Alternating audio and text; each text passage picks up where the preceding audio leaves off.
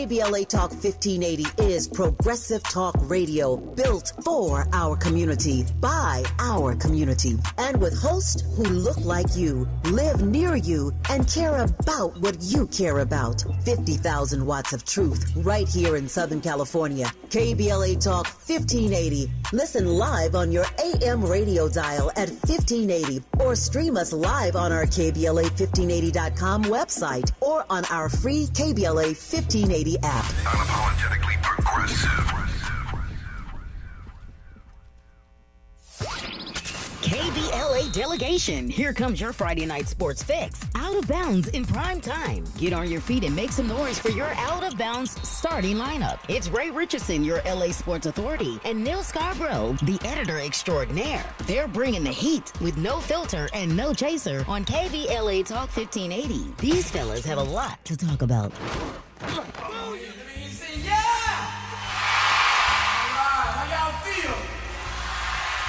Beautiful. Right now, we'd like to do a special song for you. A song we had the pleasure of recording with Ramsey Lewis. Check this out.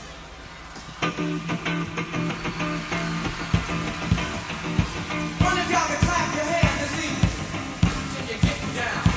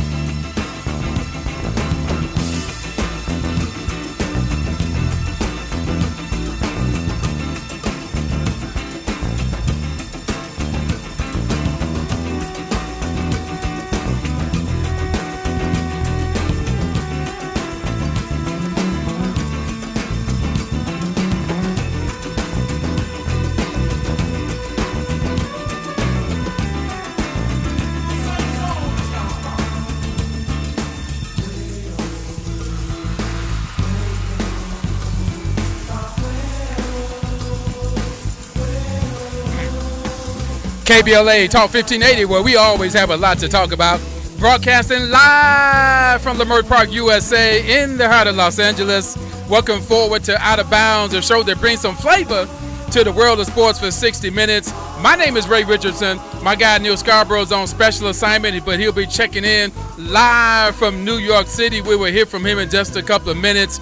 We do this for you each and every Friday, 6 to 7 p.m. Pacific time. You can join the conversation right now at 1-800-920-1580, 1-800-920-1580. And you're more than welcome to comment in the KBLA YouTube channel chat room. As always, our chat room is busy every Friday. We welcome those of you who are listening to us and watching us live on YouTube. My man Neal Scarbrough is in New York City on special assignment. Neal Scarbrough, how are you doing in the Big Apple? How you doing, buddy? Man, I'm doing great, because if you listen to our show, I'm a Knicks fan. And Manhattan is blue and orange, man. Look, I was going to work today. We have an office out here. And I went by this breakfast shop where I used to grab me a little, ham and egg on a roll. Yeah. And, they had blue and orange bagels, bruh. So the Knicks have taken over this town. So it's pretty cool to be in New York this week because that's what everybody is talking about. And obviously, there's some anticipation for what happens in the West. And we're going to talk about that later. But where I am right now, what's on my mind is New York Knicks. How do we say? Go New York, go New York, go New York, go New York, go. I feel the flavor. And by the way, for those of you who don't know, Neal is a native New Yorker. Although, can you say that, man? I know you're from New Jersey, but are you still considered a New Yorker? My fandom is Knicks, Yankees, Giants, who also play in New Jersey, by the way. I mean, I got a little love for the Ets, okay, Jets, Nets. But I'm all Yankees, Knicks, and Giants. Yeah, man, that's me. All right, we got a lot to get to tonight. There's a lot of stuff on the table, and as we always do, we start off with what's on our minds, and you got a little bit of a taste of what's on Neal's mind. Here's what's on my mind right quick. I want to give some big props to Major League Baseball for bringing back the Swingman Classic. This is an event that they started 4 years ago, and they're bringing it back this year. It's a showcase for the top HBCU baseball players in the country. So they're bringing together the top 50 HBCU baseball players for a classic game in Philadelphia, which is the site of this year's All-Star game on July 14th. So on Friday, July 10th, as part of the All-Star weekend, the HBCU Swingman Classic will be played July 10th and at Citizens Bank Park in Philadelphia. That's the same home where the Phillies play, and that's where they'll have their All-Star game at.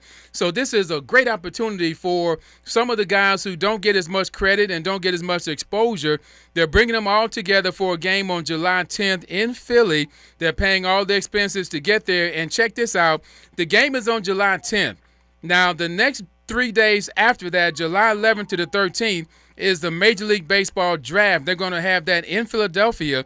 So that means these kids will get a last-minute look at some scouts and personnel directors from all 32 Major League Baseball teams will be at this game to watch these kids play. So big props to Major League Baseball for doing that, and we're going to keep tabs on that and give you an update on that after that game is played on July 10th. So what you got, Neal? What's on your mind besides your Knicks?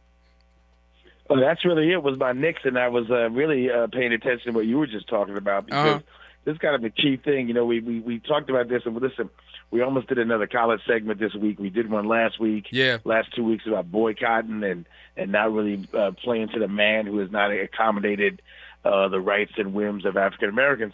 But these efforts that you're talking about also kind of reflect the fact that when all these universities, PWIs as we call them, integrated and kind of started tapping or sapping the HBCUs of their talent, it kind of had an effect on, you know, both the pathway to the pros the HBCUs provided and also the quality of play. Yeah. So it's really nice to see these leagues kind of recognize it. Like, wait a second, you know, we used to have something, and now we tend to overlook these colleges, and they've done this for the NFL. They do it for NBA, for basketball, and now they're doing it for baseball, which is, let's make sure we see the talent that we're not seeing. So I'm just going to double down on what you're feeling and saying this is like really like this is progress. This is when you recognize that maybe a playing field isn't even, and you expose some people who get a chance to say we're just as good. Yeah. You just don't see us as often. Yeah, yep. Amen to that. And final point on this, in this era and this climate of anti-diversity initiatives, so many movements out here to squash diversity, it is nice to see that Major League Baseball is still pushing their diversity agenda and doing it in a positive way. So I got to give props to them again for doing that, for standing firm in this climate of anti-diversity negativity. 1-800-920-1580, that's our number. 1-800-920-1580, that's our number. And we welcome your chats on our KBLA YouTube channel chat room. We are here for you today, as always. Neal is on location on special assignment in New York City. I'm with you live here in studio right next to Leimert Park, USA. When we come forward, we got a lot more NBA talk to get to. Going to get into the Knicks, and also there's a Game 7 tomorrow, OKC versus San Antonio in the Western Conference Finals. First time since 2018 that there has been a Game 7 in the Western Conference Finals. We will talk about that, and also the emergence of the New York Knicks as a potential championship contender now. It wasn't like that a few weeks ago, but they are rolling right now. He's Neal Scarbrough. I'm Ray Richardson. Thanks so much for hanging out with us. This is Out of Bounds in prime time right here on KBLA Talk 1580.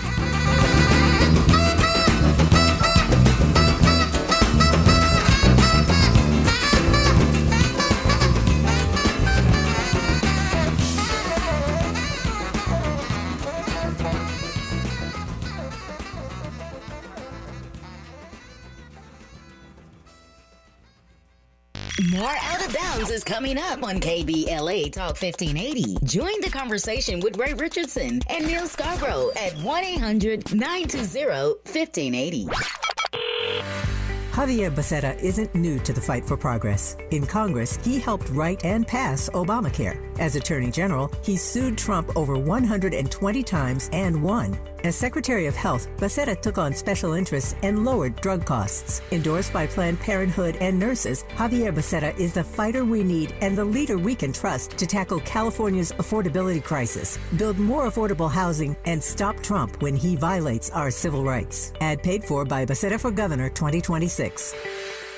Do you owe $10,000 or more to the IRS like Mark? I've been doing home remodeling for 30 plus years, but the economy crashed. I wound up losing my home, losing my job, and on top of that, owing the IRS a ton of money. I owed the IRS $114,000. It really, truly was the worst part of my life. Then Mark found tax relief advocates. On news radio, I heard about TRA, and I thought, what's the worst that could happen? So I picked up the phone and I called them. When it was all said and done, TRA settled my $114,000 debt for $100, and I'm telling you, I was ecstatic. Could not believe it. Would recommend TRA to anyone. If you owe 10 or even hundreds of thousands of dollars to the IRS, don't lose hope. Do what Mark did and call TRA for a consultation. But TRA did. They gave me a second chance, and I'm forever grateful. Visit TRA.com or call 800-575-8935. 800-575-8935. That's 800-575-8935. Let's celebrate. Y'all did it! Loving each other, needing each other. Hey, Los Angeles. KBLA Talk 1580 is turning 5, and we're celebrating in a big way. Oh my God! Join us Friday, June 19th, Juneteenth, 4 to 7 p.m. at the Beehive for our 5th anniversary bash and Juneteenth celebration. We're talking surprise celebrity guests, a special presentation, and a major announcement you will not want to miss. I can't wait to hear it. Plus, live music, dancing, games, and enough food and drink to keep the party going. Yeah, that's what I'm talking about. Of course, you're welcome to bring your own picnic basket, blanket, and lawn chair. And the best part, it's completely free.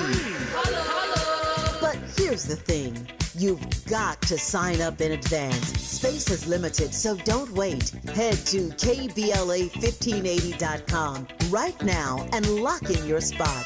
Friday, June 19th, The Beehive, KBLA Talk 1580. 5 years strong, and we're just getting started. Happy anniversary, KBLA! Yeah, man! Ray Richardson, your LA sports authority, and Neal Scarbrough, the editor extraordinaire, are bringing the heat. It's Out of Bounds on KBLA Talk 1580. These guys have a lot to talk about.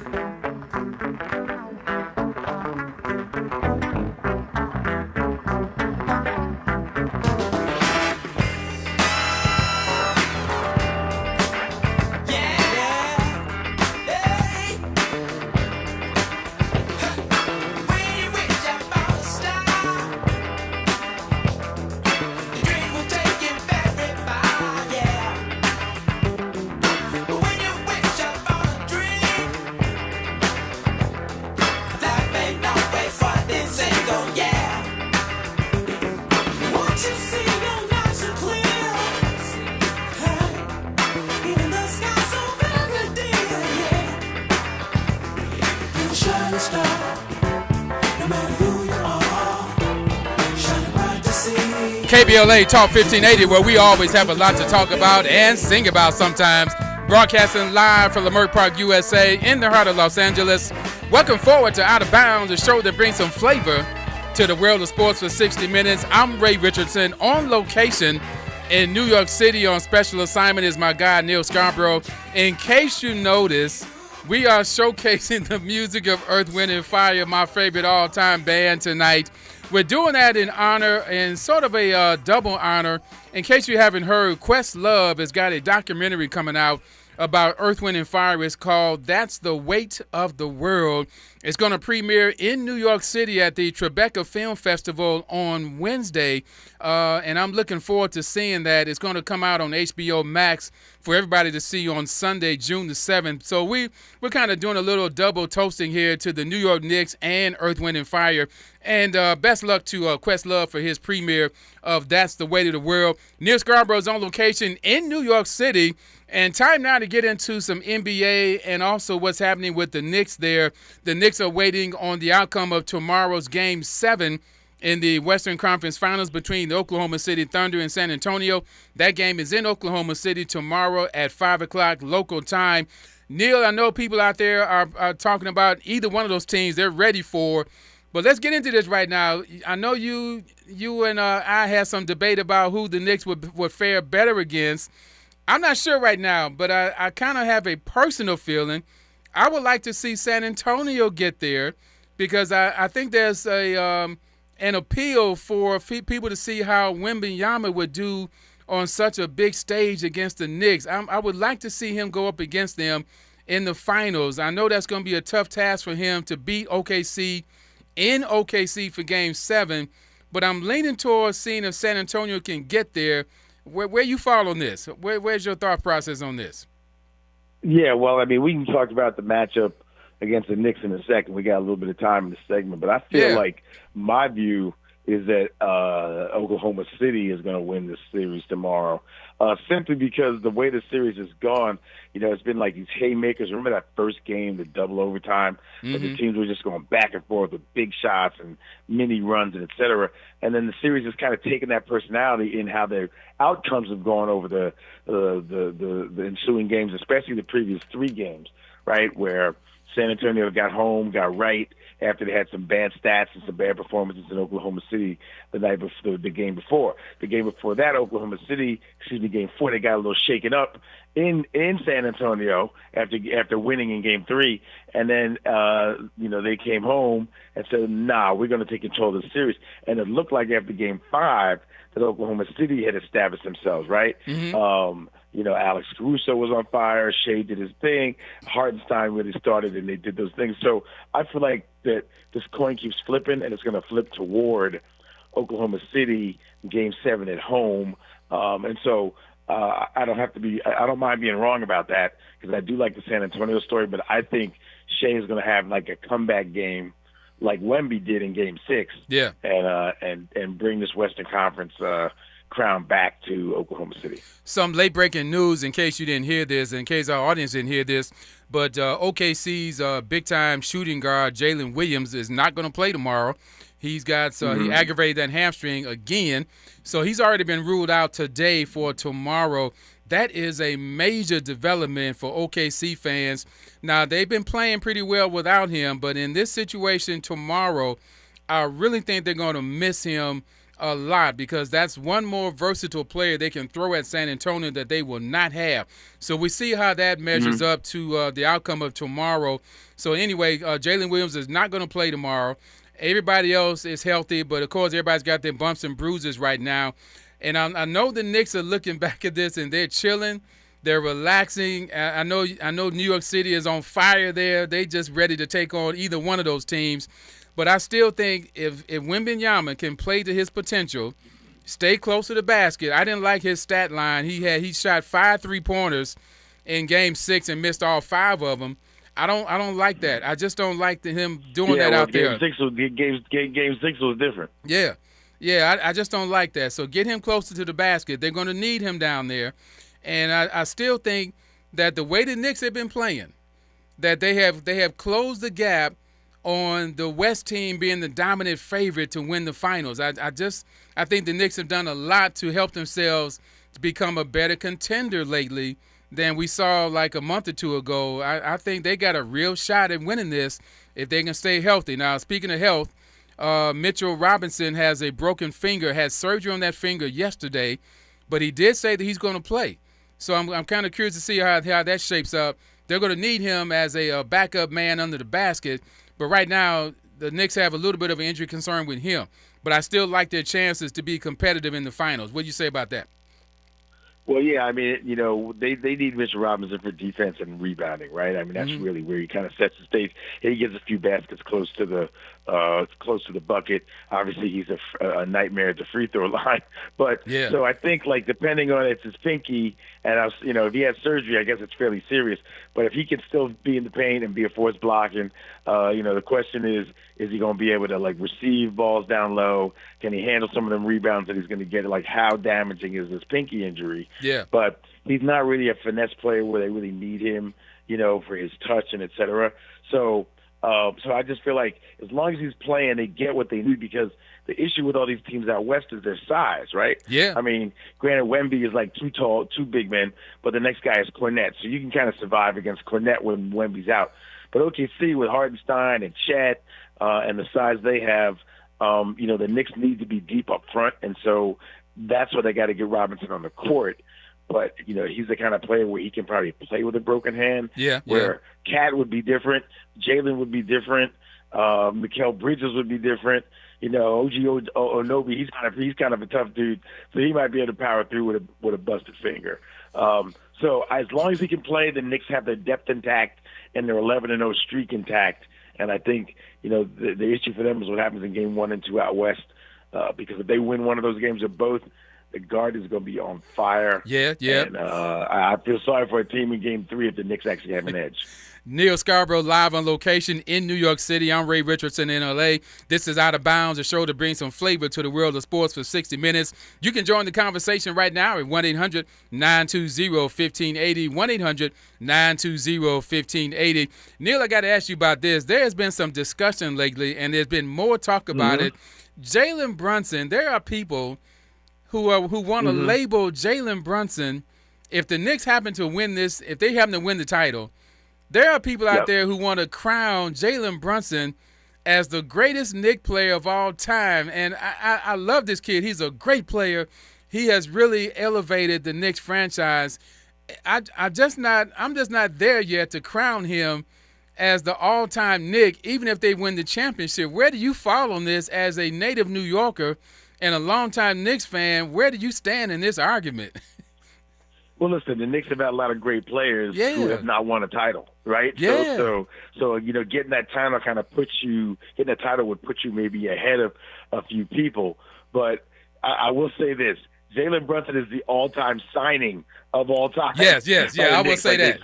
Yes. They got him from another team. He was great. Now, listen, when I was a kid, I think I tell people, I think my first day as a sports fan was when my dad called home from work and was like, hey, we traded for Earl Monroe. And we used to hate Earl Monroe when he was on Baltimore. And we're like, he's on the Knicks? Great. And that was a trade because he couldn't sign. That was a really great acquisition for the Knicks because they won with him after they had been a good team in 1970 with the Busher and Bradley and Walt Frazier and Willis Reed. Yeah. So going back a little bit, that was a big acquisition. Getting that lottery pick for Ewing and all he did for the team was also great. But Jalen Brunson, some people, this is hyperbole, but he is definitely the greatest free agent signing the Knicks have ever made. And it's not so much because they got a star to come. It's because they didn't know he was a star. They knew he was a steady hand and a point guard they needed, and he's been more than that. Yeah. And so that's why Jalen Brunson has all this appeal, because he's actually more than the Knicks bargained for. And you know what? I want to look back at his career with Dallas because that's where he started at. I really feel like Dallas gave up on him too soon because as soon as he got to the Knicks, you saw the elevation in his game and also the way the Knicks were playing. I know Dallas has made some bad moves lately, but that goes down as one of the all-time moves that they shouldn't have made either. Because if you look at Brunson, man, without him, the Knicks are not where they are right now, and I want to give him credit for that. No doubt. I'm just not ready to equate him among the greatest Knicks of all time. Not yet. It's just he's only been there 5 seasons, and I just don't think I just think it's too soon for that. But man, I got to give him credit for getting the team to where they are right now, though. Yeah, well, let's put a little perspective on that, Ray, because the thing that's going on now is he's in the moment now. Yeah. And he's giving Knicks fans and the pundits and the critics and the people who cover the league so much joy and awe because he's like this guy who he's kind of like Alex English in a different body from the Nuggets. All he needed was a sliver and he was money, whether it was an assist or a score. He's got all this body control. So Jalen Brunson is an average athlete, right?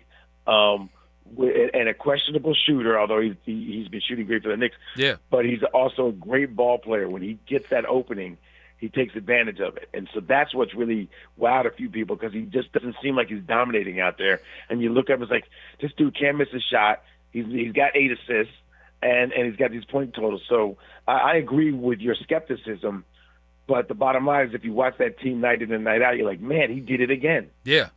I will say this. Some people have tried to quantify this discussion by talking about him as a small guard.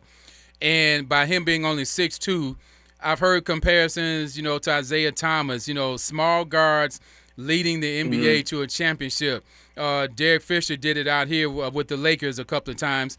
And I will give him that prop to put him in that category, but I'm not ready to put him ahead of Isaiah Isaiah, although he was a little bit shorter than Jalen, Isaiah had the whole package as a point guard. That dude, man, he could score. He was athletic. He was a great defender, great penetrator, and a pretty good passer. So I'm not sure. I'm not ready to kind of put him past Isaiah, but I think he's in the the conversation. He's a Chicago boy, so Isaiah's a Chicago boy, so you got to love him because you're from Chicago. Yeah. But my point is, I'm gonna make one point to you though, which is you can make an argument though that Brunson is a far more cerebral player. Yes. Than most of the point guards we've come to love. Yeah. Except for maybe Magic and the Cincinnati Royal guy. Why can't I remember Oscar? him? Triple double. Oscar Robertson. Yeah. Because he's doing more with less. Like that's why you're skeptical. That's why I'm willing to be humble about Jalen because he doesn't seem like this over the top athlete who's jumping or fat. Like Isaiah was a great athlete. Isaiah was faster than people. Yeah. He had handle. He could shoot from outside. So Isaiah was a great athlete with a great mind. Brunson has few athletic skills, but yet he's probably as effective as an Isaiah because he makes up for it with his brain power. You know what I mean? So that's why everybody likes Brunson because you look at him and like, that's me out there. I'm just an average YMCA guy. But if I'm thinking and I'm making the right play, I might have a better night than going 0 for 10. You know? I hear you. Hey, 1-800-920-1580. That's our number, 1-800-920-1580. And you're welcome to join us on our KBLA YouTube channel. The chat room is live. We're going to get into that when we come back after the break. When we come forward, though, we got some more NBA talk to get to. In case you missed this, the NBA made a major decision yesterday and early this morning about some major changes to the lottery system, and they've also put in some things to stop people from tanking so much. This is a major development for folks who are trying to get these top draft picks coming out of college. We'll get into that. Neal Scarbrough is with us live from New York City, where there is a lot of action. That's probably maybe the hottest town in America right now is New York City, and Neal is right there in the mix of it. I'm out here in L.A. My name is Ray Richardson. We're doing this for you each and every Friday. This is Out of Bounds in Prime Time, right here on KBLA Talk 1580.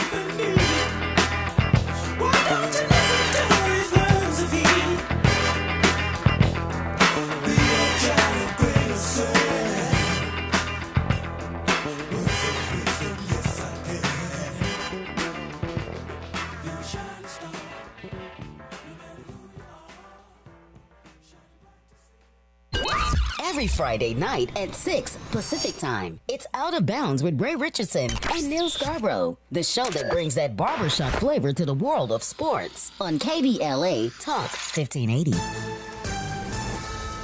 I'm Amber Payton with BIN News Now. Black Chicago Mayor Brandon Johnson says he's pleased after meeting with Pope Leo XIV in Vatican City. I was able to say that, Chicago is strong. Johnson says the Pope's first question was, how's Chicago? The mayor also invited him to hold Mass in Grant Park next year while the two discussed slavery, immigration, war, and baseball.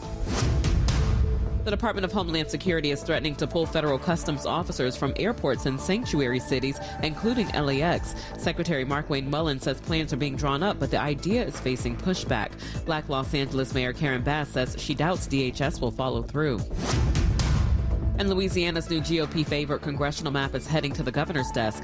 Lawmakers passed the redrawn map after the Supreme Court voided the previous one. The new map eliminates one of the state's black majority congressional districts. Get BIN News Now on demand 24/7 on the iHeartRadio app. If you need to lose 50 pounds or more and diets haven't worked, you're not alone. West Medical offers physician-guided weight loss consultations to help you understand your options. Most PPO insurance plans are accepted and they verify your benefits for free. Call 1-800-WESTMED today for your free consultation. This is the KBLA Sports Minute with Ray Richardson. The Dodgers are back in action tonight after a day off Thursday. They start a 3-game homestand tonight against Philadelphia. The Dodgers, 16 games over 500, have won 5 straight and are 12-2 since May 12th. They lead Arizona by 4.5 games in the NL West. For the first time since 2018, the NBA Western Conference Finals will have a Game 7. The San Antonio Spurs and Oklahoma City Thunder meet up tomorrow in OKC. The winner moves on to face the New York Knicks in the NBA Finals. At the moment, OKC is a 3.5-point favorite. 5 p.m. tip-off tomorrow on NBC. Tonight at 6, it's your Friday night sports fix, Out of Bounds in prime time. Join me and my co-host Neal Scarbrough for 60 minutes of sports chatter with some black folks flavor. You can hang out with us on the KBLA YouTube channel or hit us up at 1-800-920-1580. No debates, no speculation, just the info you need. That's your KBLA Sports Minute. I'm Ray Richardson on KBLA Talk 1580. There is no denying that we've always been the conscience of this country. KBLA Talk 1580 is progressive talk radio built for our community, by our community, and with hosts who look like you, live near you, and care about what you care about. 50,000 watts of truth right here in Southern California. KBLA Talk 1580. Listen live on your AM radio dial at 1580 or stream us live on our KBLA1580.com website or on our free KBLA 1580 app. Unapologetically progressive. Hey, KBLA listeners, this is Stephen Bradford, candidate for State Insurance Commissioner on June 2nd. I've spent my entire life as a public servant on the Gardena City Council, the State Assembly, and the State Senate, standing up for working families, small businesses, seniors, and communities that are too often left behind. I'm running for State Insurance Commissioner because we need an advocate, a watchdog, who will make sure insurance is not only available, but affordable for all Californians. I, like you, am tired of being dropped from coverage after doing everything right, or wondering if anyone is on your side after a disaster strikes. I will be your strongest advocate to make sure we have a vibrant insurance market that creates greater competition and more choices for consumers like yourself. We need a market that serves all of California. As your next insurance commissioner, I will be that warrior to make sure all Californians have affordable insurance. Your ballots have arrived. I ask you to vote for Stephen Bradford as your next insurance commissioner. Stephen Bradford, a name you know. Stephen Bradford, a name you can trust. Vote by June 2nd. Paid for by Stephen Bradford for Insurance Commissioner. Are you still pouring gallons and gallons of water into a thirsty lawn that never seems to get enough water? LADWP has a special offer for a free water-saving front yard refresh available to eligible LADWP residential customers. LADWP handles all the work, including lawn removal, installing an efficient irrigation system, and planting beautiful California-friendly plants. Save water and lower your bill with a free front yard refresh. See if you qualify at LADWP.com/LEAP. That's LADWP.com/LEAP.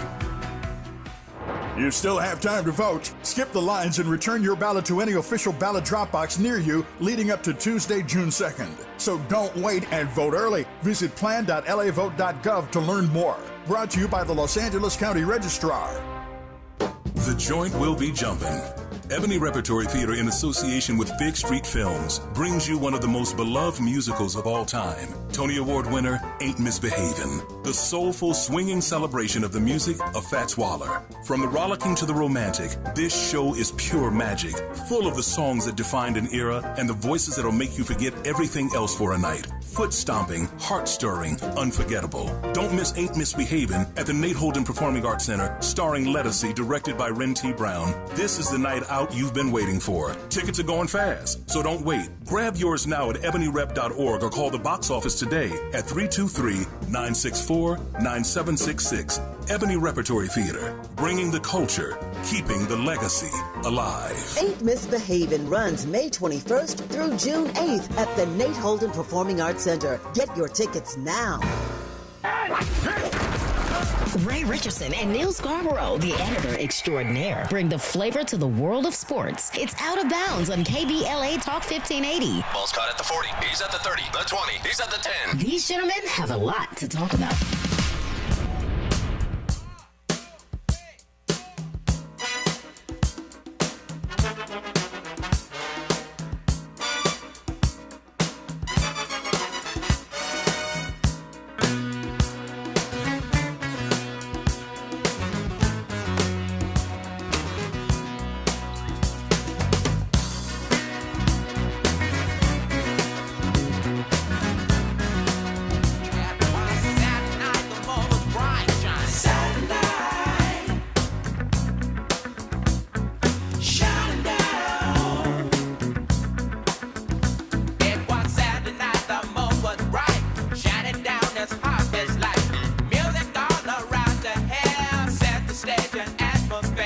KBLA Talk 1580, broadcasting live from Leimert Park, USA, where we always have a lot to talk about. Welcome forward, everybody, to Prime Time, the show that brings some flavor to the world of sports for 60 minutes. My name is Ray Richardson. My guy Neal Scarbrough is on special assignment in New York City. He is live with us tonight on the KBLA hotline. We're talking about the NBA tonight, and we got another situation to deal with the association.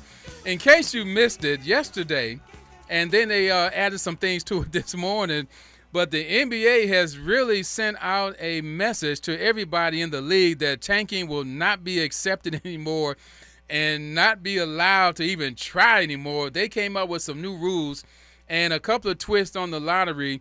To just capsulate right quick, they expanded the lottery teams from 14 teams to 16 teams now. And the two additional teams that they will be putting in the lottery are the teams that are the 8th seeds in the Eastern and Western Conference. So the team that makes the playoffs at the bottom of the conference, that number 8 seed, they will be in the lottery. So essentially they are the number 15 and number 16 teams in the lottery. And also the NBA has decreased the number of ping pong balls and the number of chances for the bottom 3 teams, the teams that had the 3 worst records in the regular season. They no longer get the most chances to get the number 1 pick. Their chances have been reduced. And the reason why the NBA is doing this because they want to ensure that these teams are not trying to lose games on purpose at the end of the season just to have a better shot at getting the number 1 draft pick.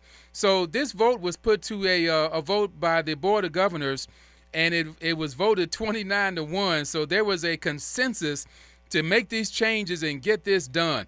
Neal Scarbrough, you know what, man? I am okay with these moves. I'm all right with it. Where do you stand on some of this decision-making by the league to clean up their house in terms of tanking? Where are you at on this? Well, I mean, this is kind of like the NFL and minority coach hiring. Mm-hmm. It's an issue we're interested in because the NBA keeps talking about it. You know what I mean? Yeah. And they keep saying, we got to fix this, we got to fix it. So everybody's like, well, when you going to fix it?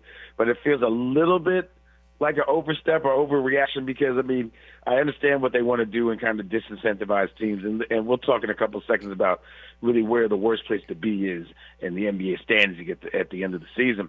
But the fact that playoff teams are in the lottery, to me, just really smacks against what the lottery is about. Like, you can change it and affect the tanking and figure out how the worst team doesn't always get rewarded. But I don't know if you can really put playoff teams in the lottery, man. Mm-hmm. That to me is like, that's the whole sense of the lottery. You didn't make the playoffs, so you have a chance to get the top pick. And that's basically the premise of the lottery. Everybody with playoff teams has a shot to get the first pick. And so if you're going to say a playoff team can get it, then it just sounds like it's over-engineered to me. And another thing is, like, when I talk about they've created, like, the perception of the issue, that's not to say it isn't valid among teams who feel like they're getting cheated or not actually getting treated fairly. Yeah. But I don't really know of the examples of the team that blatantly said we're going to sit players or said, hey, we're going to start the season and say, hey, I mean, other than the process, but even the process was more about saying, hey, just be patient with us, or we're going to rebuild this thing from scratch. So that's where I'm a little bit like, it feels alarmist because I don't know that I sat here going, oh, my God, all these teams are getting the lottery on purpose, and that these terrible teams are trying to be terrible on purpose. I just don't have that perception. I just feel like bad teams are bad teams. Well, for some reason, the NBA was very sensitive to this issue because it has been talked about for most of the season and for most of the last 2 or 3 seasons. So I think they finally got tired of hearing about it and needed to do something to deal with this. And they even went as far as to even the team that does not make the playoffs or the play-in tournament, even those teams that don't make the playoffs or the play-in round will also have reduced chances to get the number 1 pick. So when I saw that part of it, I mean, the league is serious about this. The NBA likes to have good PR. And they have been getting bad PR for seeing, a lot of teams sitting their players down at the end of the season and just not seeming to care. And I think they were worried about the integrity of their product. I've been around the NBA for, most of my journalism career, and I've never seen such a proactive measure put in place before outside of the anti-drug policy when they had to clean that part up. But this here speaks to they just need to clean their house, and they were serious about it. And if you don't conform to this, they've got things in place already where they're ready to even up the disciplinary action even more than what it is now. So I'm okay with it, but I know it's going to shake up some things when people start, getting close to the end of the season. Who's going to be serious about playing ball or not, and what are the consequences of that? Well, I mean, the league has done all these things, Ray, that make it harder to move and be bold, right? Because of the salary cap, right?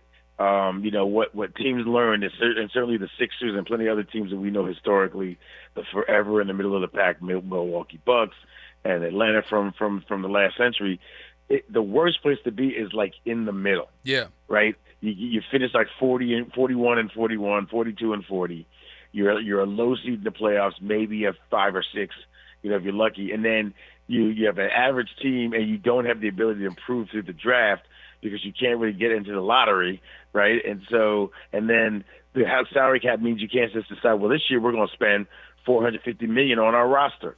And so I think teams learn that, the reason they have tanking is because it's not so bad to be terrible because you might get some good young players, and it's not so bad to be good, but if you're in the middle, it's a terrible spot to be. And I think that's what pushed people to tank a little bit, to say, let's just tear this down. We can't keep finishing, 4th and 5th in our conference. We got to do something different. So that's what they should really address, which is the mobility of teams that are terrible, and can they move up without the lottery, as opposed to worrying about the teams that are trying to stay down. And the other part of this is you got fans out there going to these games. Some fans have got these season ticket packages where they're going to all 41 games on their home team. Can you imagine a fan going to a game like in April or late March, and your team is out of the playoffs, and you're going there looking at potentially a G League lineup on the floor, and you're paying, regular season money for these tickets? You're not getting your money's worth. And I got a feeling that the NBA started thinking about, what the fans may feel about this, because they're the ones putting the money out. They're the ones spending this money. I don't know if you can ask a fan to spend that top dollar for what could be called an inferior product. Yeah, well, when I used to do a little radio talk in Philly, that was the whole issue about the process, which is it's okay if you have a direction, but the risk is that your fans actually don't see you moving forward, and they stop buying tickets, they stop watching on TV, they stop coming to the games, because there's a risk with tanking. And so, the league can try to adjudicate ways to keep teams from trying to move up, into the lottery. But what they really need to be mindful of is that teams are actually taking a risk when they do that. That you can say we're going to be terrible for a couple of years, but you may lose your entire fan base, or at least a large majority of it. Yeah. So it's not risk-free is my point. Like, teams who say we might have to lose a few games know that they might also lose a few fans. And so that's why I'm like, let them do it. If they want to actually bring out some butt-ugly product, then come what may, we'll see what their fans do. If the fans support that, let them be terrible. Yeah. That's why I just think the league can't really fix this. If you got a bad record, you should qualify for the best pick. That's my view. 1-800-920-1580. That's our number, 1-800-920-1580. What are your thoughts about the NBA changing the lottery system and also trying to go to war with their tanking situation? They are not playing. Hey, when we come forward, got to get into a little NFL talk. The Supreme Court is involved with the National Football League in terms of what's going on with Brian Flores. Remember him? Brian Flores was the African-American coach, used to be the head coach of Miami, who is suing the NFL for discriminatory hiring practices. The Supreme Court has told him that he can move forward with his suit against the NFL. We'll get into that when we come forward. He's Neal Scarbrough, working live with us on location on special assignment in New York City. I'm Ray Richardson out here in L.A. This is Out of Bounds in Prime Time on KBLA Talk 1580. It's your Friday night sports fix. Out of Bounds in Prime Time with Ray Richardson and Neal Scarbrough. Every Friday night at 6 Pacific Time on KBLA Talk 1580. Hey, KBLA listeners, this is Stephen Bradford, candidate for State Insurance Commissioner on June 2nd. I've spent my entire life as a public servant on the Gardena City Council, the State Assembly, and the State Senate, standing up for working families, small businesses, seniors, and communities that are too often left behind. I'm running for State Insurance Commissioner because we need an advocate, a watchdog, who will make sure insurance is not only available, but affordable for all Californians. I, like you, am tired of being dropped from coverage after doing everything right, or wondering if anyone is on your side after a disaster strikes. I will be your strongest advocate to make sure we have a vibrant insurance market that creates greater competition and more choices for consumers like yourself. We need a market that serves all of California. As your next insurance commissioner, I will be that warrior to make sure all Californians have affordable insurance. Your ballots have arrived. I ask you to vote for Stephen Bradford as your next insurance commissioner. Stephen Bradford, a name you know. Stephen Bradford, a name you can trust. Vote by June 2nd. Paid for by Stephen Bradford for Insurance Commissioner. Let's be real. For too long, too many of our students have sat in overcrowded classrooms in underfunded public schools. But as head of the San Diego School Board, Richard Barrera changed that. Under Barrera's leadership, student literacy rose from the state average all the way to #1 among major urban school districts. Barrera led the way for smaller classrooms and for teachers to be paid what they're worth. Barrera funded more counselors and mental health services, and community schools that teach real-world skills for future jobs. A community organizer who became an education leader to fight for our kids. The only candidate for State Superintendent of Public Instruction, backed by the 310,000 classroom educators of the California Teachers Association. Vote Democrat Richard Barrera for State Superintendent. Ad paid for by California Teachers Association Independent Expenditure Committee, not authorized by a candidate or committee controlled by a candidate. Going to a World Cup match in LA this summer? Ditch the parking stress and ride Metro. With direct service from across LA County, it's the easy way to get there for just $1.75 each way. Let's be real. For too long, too many of our students have sat in overcrowded classrooms in underfunded public schools. But as head of the San Diego School Board, Richard Barrera changed that. Under Barrera's leadership, student literacy rose from the state average all the way to #1 among major urban school districts. Barrera led the way for smaller classrooms and for teachers to be paid what they're worth. Barrera funded more counselors and mental health services, and community schools that teach real-world skills for future jobs. A community organizer who became an education leader to fight for our kids. The only candidate for State Superintendent of Public Instruction, backed by the 310,000 classroom educators of the California Teachers Association. Vote Democrat Richard Barrera for State Superintendent. Ad paid for by California Teachers Association Independent Expenditure Committee, not authorized by a candidate or committee controlled by a candidate. Finding great candidates to hire can be like, well, trying to find a needle in a haystack. Sure, you can post your job to some job board, but then all you can do is hope the right person comes along. Which is why you should try ZipRecruiter for free at ZipRecruiter.com/free. ZipRecruiter doesn't depend on candidates finding you. It finds them for you. Its powerful technology identifies people with the right experience and actively invites them to apply to your job. You get qualified candidates fast. So while other companies might deliver a lot of hay, ZipRecruiter finds you what you're looking for. The needle in the haystack. See why 4 out of 5 employers who post a job on ZipRecruiter get a quality candidate within the first day. ZipRecruiter, the smartest way to hire. And right now, you can try ZipRecruiter for free. That's right, free at ZipRecruiter.com/free. That's ZipRecruiter.com/free. ZipRecruiter.com/free. ZipRecruiter. Hey, KBLA listeners, this is Stephen Bradford, candidate for State Insurance Commissioner on June 2nd. I've spent my entire life as a public servant on the Gardena City Council, the State Assembly, and the State Senate, standing up for working families, small businesses, seniors, and communities that are too often left behind. I'm running for State Insurance Commissioner because we need an advocate, a watchdog, who will make sure insurance is not only available, but affordable for all Californians. I, like you, am tired of being dropped from coverage after doing everything right, or wondering if anyone is on your side after a disaster strikes. I will be your strongest advocate to make sure we have a vibrant insurance market that creates greater competition and more choices for consumers like yourself. We need a market that serves all of California. As your next insurance commissioner, I will be that warrior to make sure all Californians have affordable insurance. Your ballots have arrived. I ask you to vote for Stephen Bradford as your next insurance commissioner. Stephen Bradford, a name you know. Stephen Bradford, a name you can trust. Vote by June 2nd. Paid for by Stephen Bradford for Insurance Commissioner. Ray Richardson, your LA Sports Authority, and Neal Scarbrough, the editor extraordinaire, are bringing the heat. It's Out of Bounds on KBLA Talk 1580. These guys have a lot to talk about.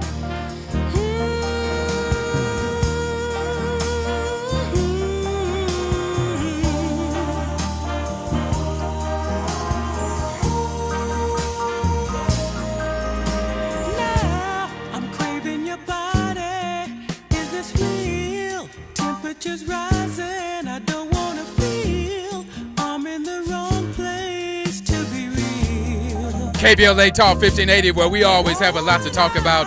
Broadcasting live from Leimert Park, USA, in the heart of Los Angeles. Welcome forward to Out of Bounds, a show that brings some flavor to the world of sports for 60 minutes. We do this for you each and every Friday, 6 to 7 p.m. Pacific time. We are also celebrating the music of Earth, Wind, and Fire. In case you haven't heard, coming up on Wednesday in New York City at the Tribeca Film Festival, Questlove is premiering his documentary on Earth, Wind, and Fire called That's the Weight of the World. We are celebrating those brothers, one of my favorite all-time bands in the R&B industry. And we're getting ready to talk a little Supreme Court action with the National Football League as well. In case you haven't heard this, the Supreme Court ruled yesterday a 9-1 vote in favor of he's the defensive coordinator right now with the Minnesota Vikings, but at the time, Brian Flores was the former head coach of the Miami Dolphins, and he got caught up in a real weird interview situation involving the New York Giants, and because of that, he has filed a discrimination lawsuit against the NFL. Well, the Supreme Court ruled yesterday with a 9-1 vote, and we know how they've been acting lately. They have been really pushing the conservative agenda a lot, but this is a vote for diversity. With this vote, they're allowing Brian Flores to go forward with his lawsuit against the NFL. I'm applauding that move. I don't know how it's going to turn out, but at least Brian Flores will get his day in court, and I hope that this raises the issue about how things are done sometimes in this hiring process, and I hope a lot of this stuff comes out on the table. If anything, I haven't heard about any money being talked about. I don't think it's about money. I think Brian Flores is just trying to get this process unveiled and let folks know how undercut and cutthroat this hiring process can be. How you feel about this, man? Yeah, well, I think it's the Supreme Court isn't necessarily siding with the liberal view in this decision. But, Brian has been seeking to kind of have a little bit more clarity and transparency in the process, including coaches or teams having to explain in writing why they dismissed the coach. Yeah. Because as much as that distasteful situation was when he got a note from Belichick while he was a candidate for the Giants job and said, "Hey, Brian, congratulations on getting hired," he was going to interview the next day. And the note was meant to be for Brian Daboll, who had been offered the job the day before Flores was going to interview. So it's kind of like, are you actually interviewing me because I'm a candidate or because you want to get a black guy on the board to say we interviewed a black guy? Right. But he's trying to really also address some of the things where sometimes, coaches like that whole one and done thing or short-term coaches, Gerard Mayo, whatever, seem to happen more, Steve Wilkes, seem to happen more often with black coaches. So he also wants that to be, to hold these teams accountable. But the Supreme Court wasn't necessarily focused on, hey, we need to open up these questions about diversity and people having sham interviews. Their basis or case made, their opinion, said, quote, any arbitration agreement that compels one party to submit its disputes to the substantive and procedural authority of the principal executive officer, Roger Goodell, of one of their adverse parties is an agreement for arbitration in name only. In other words, the league and the players agreed that Goodell could arbitrate all these different legal issues and discipline issues for the players and et cetera. And we watched that with criticism. They go, man, why does Goodell get to decide? That's because the players negotiated that right for him when they accepted their shuck and jive money. So in this case, they said that's great, but you can't really call this a true case of arbitration if the guy who's a principal in the case is going to be judging it. So I don't know if they were striking a win for diversity. It is a win for Brian Flores because basically it says your case will actually be heard by a jury or a trial judge, and somebody's going to have to make a decision about what you're owed.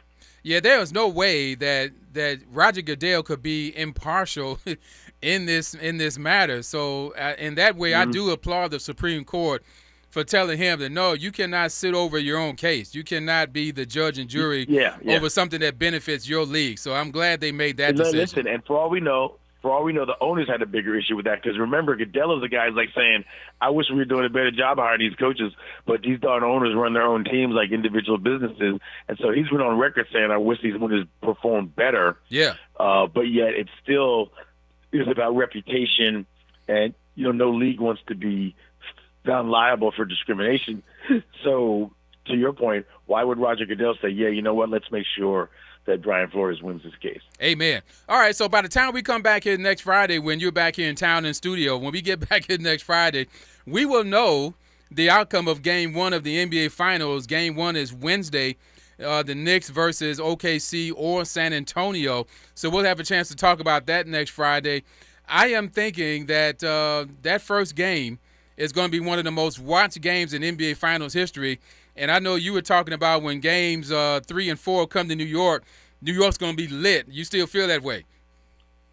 Yeah, I mean, I think, like we talked about, we'll know which team from the West actually emerges tomorrow night. We'll know that tomorrow. Yeah. We won't have to wait till next Friday. But by next Thursday, the NBA Finals will have played Game 1, and so we'll really know whether these Knicks are a legitimate threat to the West. I mean, if they come out there, guns blazing, and win decisively in Game 1, then it's going to be like, these Knicks have put together a great offseason. Yeah. Or is it like OKC or San Antonio are really still the cream of the league? And so that's why I just feel like I'm waiting to see what happens in Game 1.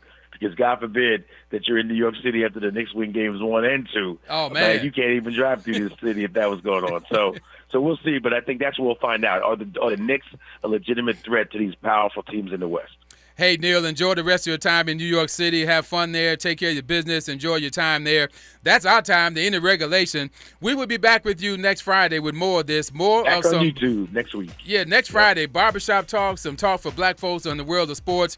We do this for you each and every Friday, out of bounds in prime time, 6 to 7 p.m. Thanks to my man Andy for handling all the things and with that quality control in the upper room.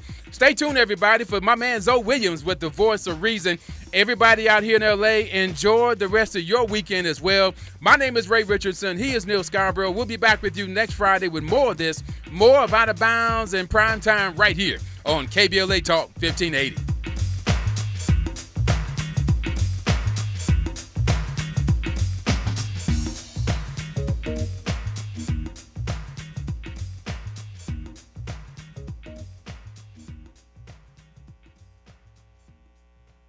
KBLA 1580 Santa Monica. I'm Amber Payton with BIN News Now. Black Chicago Mayor Brandon Johnson says he's pleased after meeting with Pope Leo XIV in Vatican City. I was able to say that, Chicago is strong. Johnson says the Pope's first question was, how's Chicago? The mayor also invited him to hold Mass in Grant Park next year while the two discussed slavery, immigration, war, and baseball. The Department of Homeland Security is threatening to pull federal customs officers from airports in sanctuary cities, including LAX. Secretary Markwayne Mullen says plans are being drawn up, but the idea is facing pushback. Black Los Angeles Mayor Karen Bass says she doubts DHS will follow through. And Louisiana's new GOP favorite congressional map is heading to the governor's desk. Lawmakers passed the